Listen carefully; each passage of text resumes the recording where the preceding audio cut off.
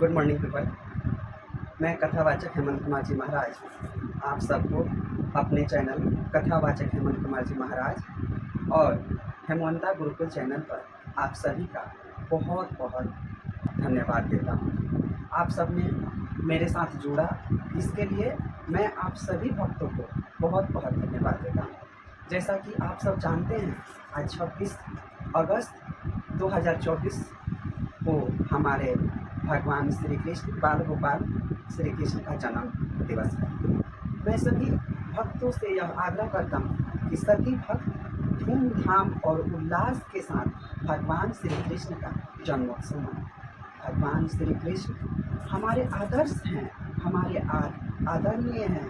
भगवान श्री कृष्ण हमारे विश्व के, इस तीनों लोकों के, समस्त ब्रह्मांड के स्वामी हैं। प्रभु की जन्मदिन की हम सभी भक्तों से आग्रह करेंगे कि आप सब आज उपवास रहकर भगवान श्री कृष्ण का जन्मोत्सव मनाएं। भगवान श्री कृष्ण हम सब के रक्षक हैं, हम सभी प्राणियों के, सभी चल अचल समस्त ब्रह्मांड के स्वामी हैं, तीनों लोकों के स्वामी हैं। इसलिए भगवान श्री कृष्ण का जन्मोत्सव हमें मनाना चाहिए। भगवान श्री कृष्ण का जन्म का बहुत बड़ा रहस्य है, परंतु मैं आज उपवास हूँ, इसके लिए मैं छोटी सी ही कथा में भगवान श्री कृष्ण के जन्मोत्सव की गाथा सुनाते हैं।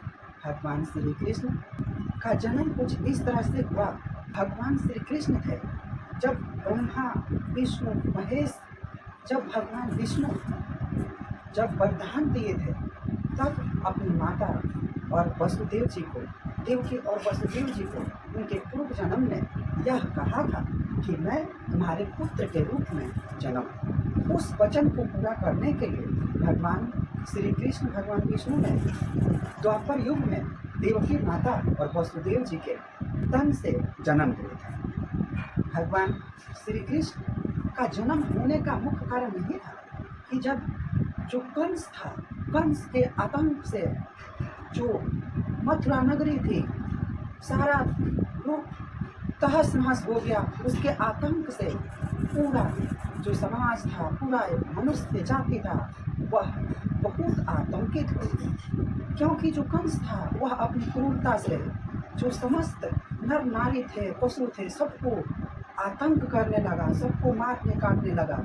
इस तरह से सारे भक्त ने भगवान विष्णु को आह्वान किया, भगवान श्री कृष्ण को आह्वान किया।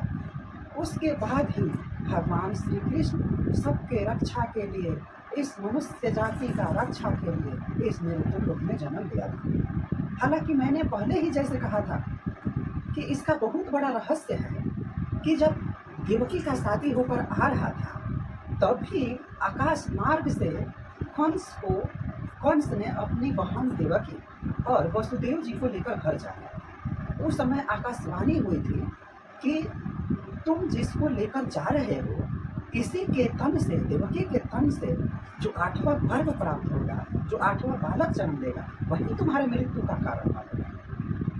यह सुनकर जो कंस था वह देवकी को मार डालने पर उतारू हो गया, मार डालना चाहता था। तब वसुदेव जी ने अपनी पत्नी देवकी के रक्षा के लिए कंस से उनके प्राण बचाया था।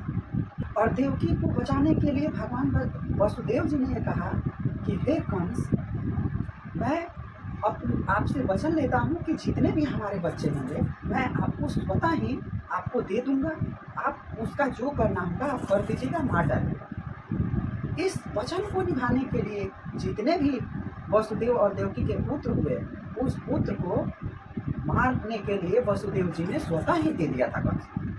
उसमें जो 7वां गर्भ था, तो उसमें हम यहाँ तक बताए थे कि जो माया देवी थी, वो संघर्षण करके जो 7वां गर्भ था, वो वासुदेव जी की पहली पत्नी जो थी, उनके गर्भ में पहुंचा दिया गया। और फिर जब 8वां पुत्र भगवान श्री कृष्ण का जन्म हुआ, तब वसुदेव जी को माया देवी के आदेश से क्या किया गया, माया देवी के आशीर्वाद से वसुदेव जी को यह ज्ञान हुआ और वो उन्हें ले जाकर गोकुल में पहुंचा दिया। इस तरह से भगवान श्री कृष्ण बच गए थे कंस के मारने से। हालांकि भगवान श्री कृष्ण उस समय ही चाहते तो बहुत कुछ कर सकते थे, परंतु इस मनुष्य जाति के समझाने के लिए, इस तीनों लोगों को उतारने के लिए भगवान श्री कृष्ण ने बहुत सारी लीलाएं रची। और इस तरह भगवान श्री कृष्ण की जन्म की कथा हम आपसे कह दिए, और आप सबसे आग्रह है आप सब धूमधाम और उल्लास के साथ भगवान श्री कृष्ण का जन्मोत्सव मनाइए, और भगवान श्री कृष्ण को अच्छे अच्छे पकवान और फूल पत्तियों से उनके जन्मदिन का स्वागत कीजिए और उनका बधाई गाइए। हम आप सबसे एक चीज़ और आग्रह करेंगे, आर्टिफिशियल चीज़ से भगवान श्री कृष्ण का जन्मदिन का उत्सव नहीं मनाएं। हम देखते हैं कि बहुत सारे लोग भगवान श्री कृष्ण के जन्मदिन पर केक काटते हैं। ये मेरे हिसाब से हमारे कल्चर का हिस्सा नहीं है, इसलिए कम से कम भगवान श्री कृष्ण के जन्मदिन पर केक ना काटें तो ही बेहतर होगा। और जैसा कि हमारे शास्त्रों में, हमारे विधि विधान में लिखा है, भगवान श्री कृष्ण का पूजन कैसे करें उस विधि से ही करें। आप अवॉइड करें कि आर्टिफिशियल चीज़ों का व्यवहार ना करें, और भगवान श्री कृष्ण का जन्म फूल पत्ती फल फ्रूट और प्राकृतिक चीज़ों से ही करें। आप सबने मुझे सुना, इसके लिए आप सबको बहुत बहुत धन्यवाद। Thank you so much.